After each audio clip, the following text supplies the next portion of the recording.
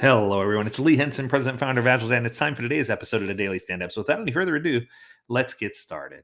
Today, I was asked to review an article.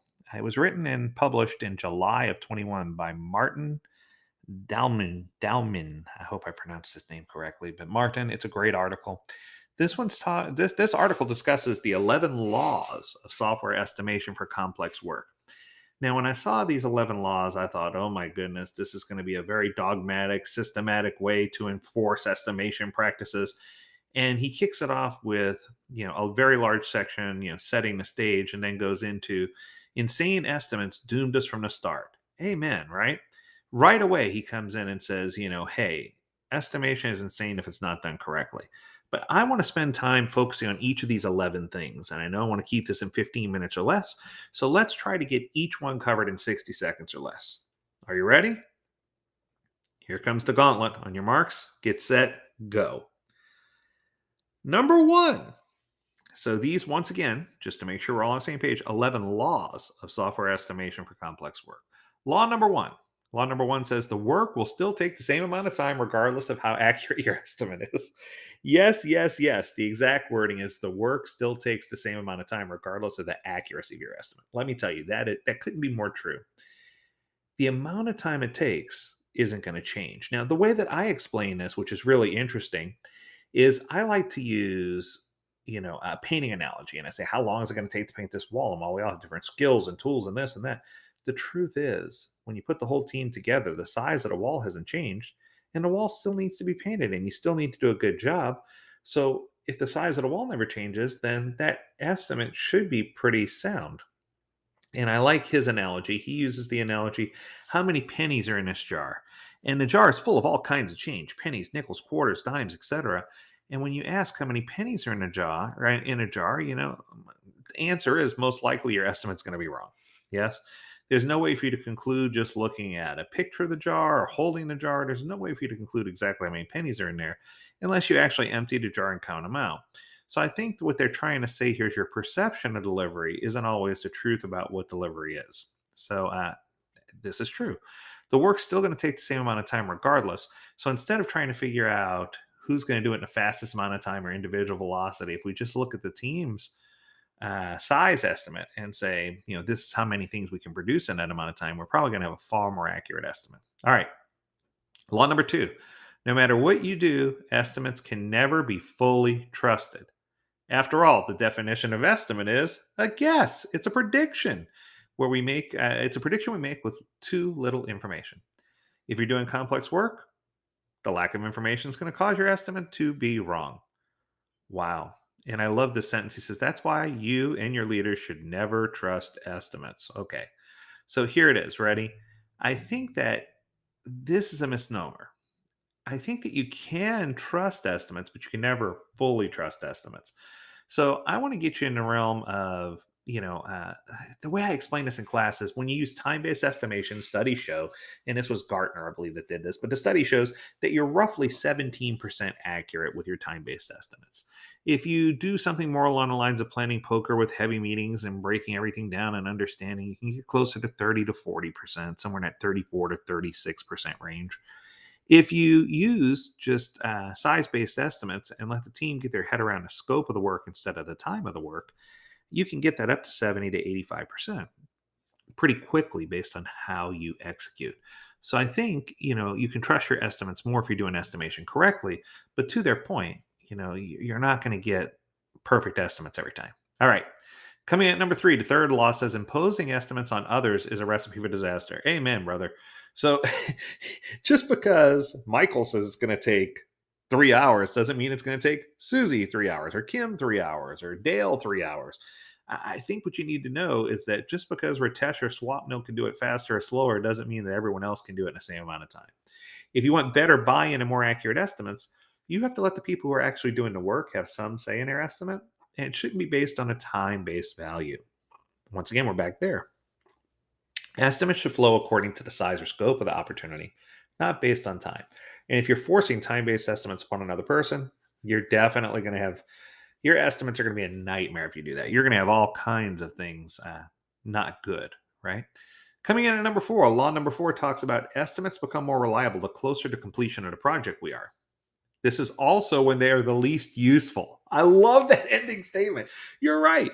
The closer you get to, and the analogy I always use here is if I set you up at the beginning of a really long hallway and I said, how many steps is it going to take you to get to the end of the hall? And then I let them take 10 steps and I stop them and say, okay, now how many steps do you think it's going to take you to get to the end of the hall? The closer you get to the end of the hall, the more accurate your forecast or estimate is going to be.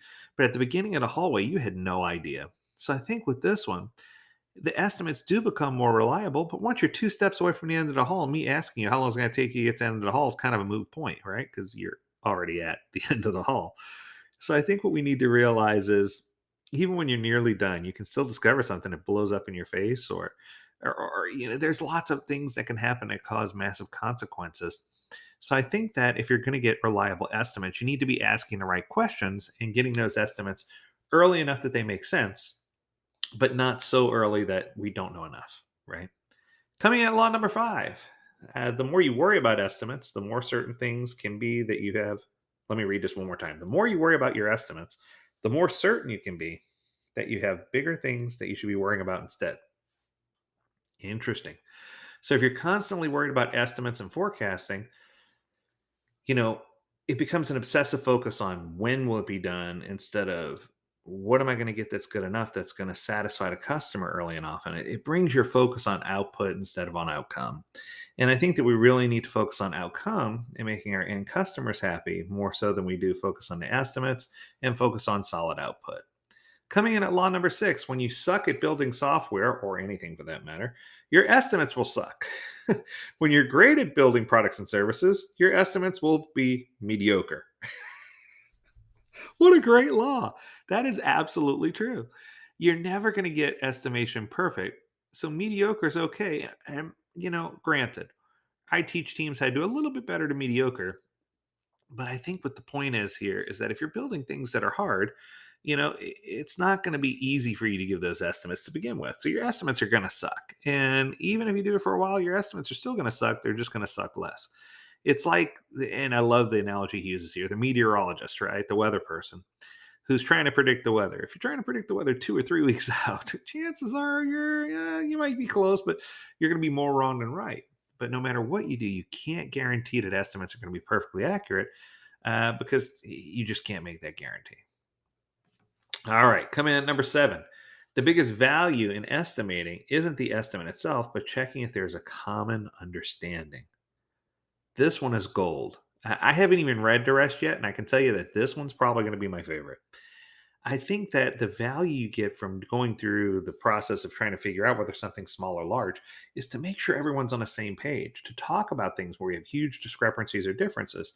And this is where I get into battles with Agilists all over the world, where I talk about the importance of having a product owner do an initial estimate on an item for what they feel the size or scope of the item should be, and then having a team do a subsequent estimate later without seeing the product owner's initial estimate and doing a comparison.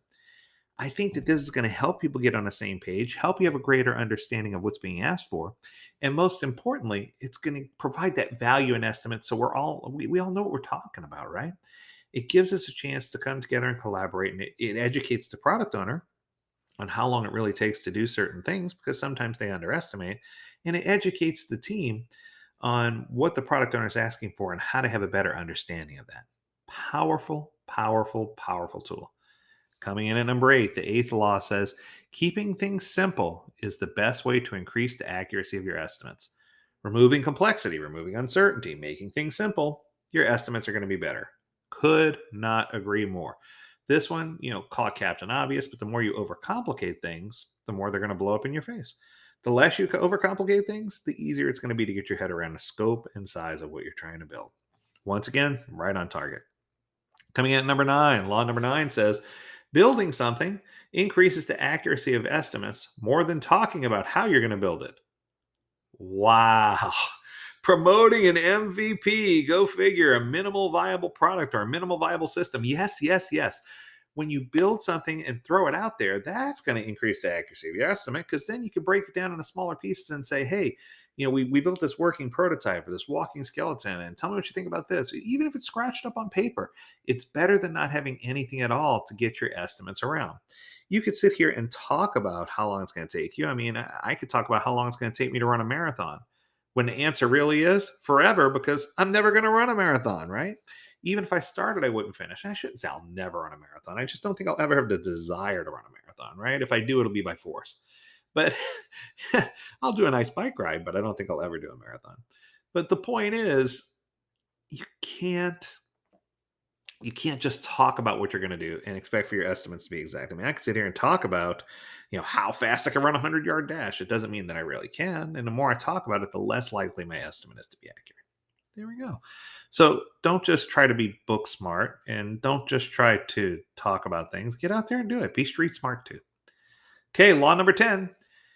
Breaking all the work down into the smallest details to arrive at a better estimate means you'll deliver the project later than if you hadn't done that.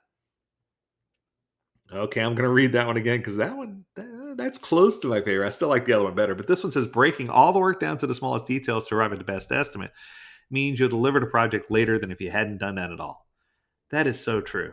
Spending time trying to break everything down into the most elaborate, detailed, micro detailed plan oftentimes means that you're going to run into more things that you didn't consider than things that you run into normally, period.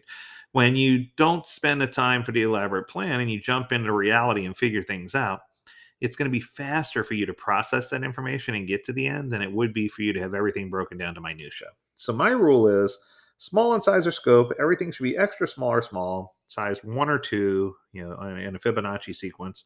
You never want things larger than that if possible. But you also don't want to spend time breaking everything down into the minutia of the tasks of execution and estimating those in minutes. If you're going that far, you're going way too far. I mean, even estimation in any time based, for my opinion, is going way too far. Even hours for tasks is way too far. I think that you have to draw a line in the sand and say, this is how far we're going to break things down, and that's going to give us the optimal opportunity to gain understanding without going so far that we're trying to dictate minutia. Love it. And finally, number 11 is punishing wrong estimates is often like punishing a child for something they don't and can't know yet.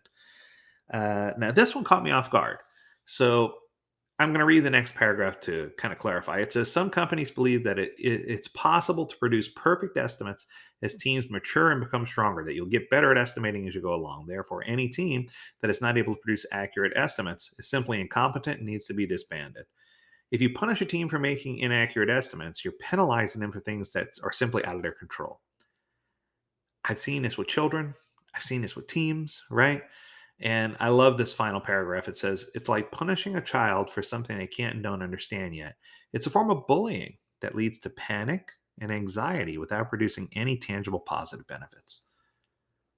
I think that this is a very nice way of summarizing that you can't punish people for giving wrong estimates. I mean, what they don't know is what they don't know. And I think that it comes out as we build things. So I know these 11 laws are kind of out there, but let me tell you, past performance is not a guarantee of future results. You need to get your estimates right, but you also can't always get things figured out, right? And I love this little closing piece, so I'm going to say it real quick. It says in 1943 at a casino in the USA, the color red won 32 times in a row at a casino. It's easy to fool yourself that there's some kind of pattern, but the truth is, it's all a gambler's fallacy, right? There's no way, even with something that's so predictable, you can be that predictable. So I hope this is helpful to you. As always, we encourage you to tune in to the Daily Stand Up every day so you can learn more about Agile and how you can become better. And as always, we encourage you to stay healthy, stay well, and stay agile, my friends. Until next time, do take care.